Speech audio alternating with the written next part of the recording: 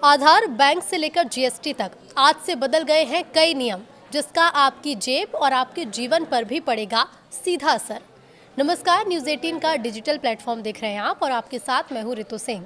1 नवंबर 2025 यानी कि आज से कई नियमों में बदलाव होने जा रहा है, जिसका सीधा असर आम आदमी यानी कि आपकी जेब पर पड़ेगा। आधार अपडेट, बैंक नामांकन, जीएसटी स्लैब और पेंशन नियमों में बदलाव इसमें शामिल है। यूआईडीएआई ने बच्चों के आधार अपडेट को मुफ्त कर दिया है, तो वहीं बैंक अब अधिक नॉमिनी जोड़ने की अनुमति देंगे। पेंशन भोगियों को समय पर जीवन प्रमाण पत्र भी जमा करना होगा। तो 1 नवंबर 2025 यानी कि आज से कई नियमों में बदलाव होने जा रहा है, जिसका सीधा असर आप पर पड़ेगा।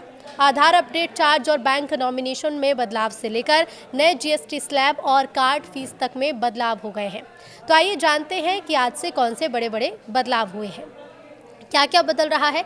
सबसे पहली चीज़ है आधार अपडेट की fees. Unique identification authority of India ने बच्चों के आधार कार्ड के बायोमेट्रिक अपडेट पर लगने वाली 125 रुपये की फीस माफ़ कर दी है। यानी कि अब 1 साल तक बच्चों का आधार अपडेट बिल्कुल मुफ्त में कराया जा सकेगा। वयस्कों के लिए नाम, जन्मतिथि, पता या मोबाइल नंबर अपडेट कराने पर 75 रुपये और बायोमेट्रिक डिटेल्स बदलवाने पर 125 रुपये फीस पहले की तरह देनी होगी।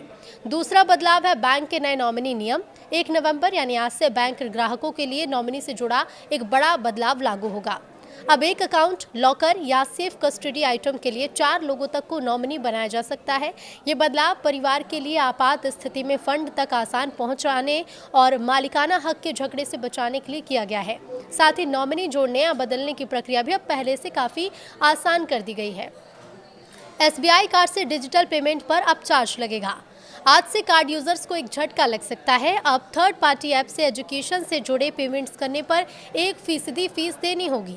इसके अलावा एसबीआई कार्ड से 1000 रुपये से ज़्यादा डिजिटल वॉलेट लोड करने पर भी 1% फीस लागू होगी। यानी ऑनलाइन ट्रांजैक्शन करने वालों की जेब पर अब थोड़ा एक्स्ट्रा बोझ बढ़ेगा। पेंशनर्स के लिए एक ज़रूरी अलर्ट है। सभी रिटायर्ड केंद्रीय और राज्य सरकार के कर्मचारियों को 30 नवंबर तक अपना वार्षिक लाइफ सर्टिफिकेट जमा करना अनिवार्य है। ये काम बैंक ब्रांच में जाकर या जीवन प्रमाण पोर्टल के माध्यम से ऑनलाइन किया जा सकता है। यदि समय पर प्रमाण पत्र जमा नहीं किया गया तो पेंशन भुगतान देरी से या फिर बंद हो सकता है। एलपीजी सिलेंडर के दाम में बदलाव संभव है। हर महीने की पहली तारीख को तेल कंपनियां एलपीजी सिलेंडर की नई कीमतें जारी करती हैं। अब ऐसे में आज से घरेलू और कमर्शियल सिलेंडर की नई दरें भी घोषित हो रही हैं। देखना होगा कि त्योहारों के सीजन में आम जनता को राहत मिलेगी या फिर उनकी रसोई थोड़ी महंगी हो जाएगी। नए जीएसटी स्लैब लागू होंगे। 1 नवंबर से सरकार नए 2 स्लैब जीएसटी सिस्टम की शुरुआत करने जा रही है।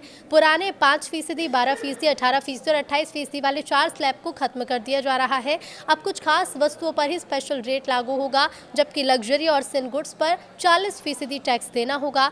सरकार का उद्देश्य टैक्स स्ट्रक्चर को सरल और पारदर्शी बनाना है। एनपीएस से यूपीएस में जाने की आखिरी तारीख।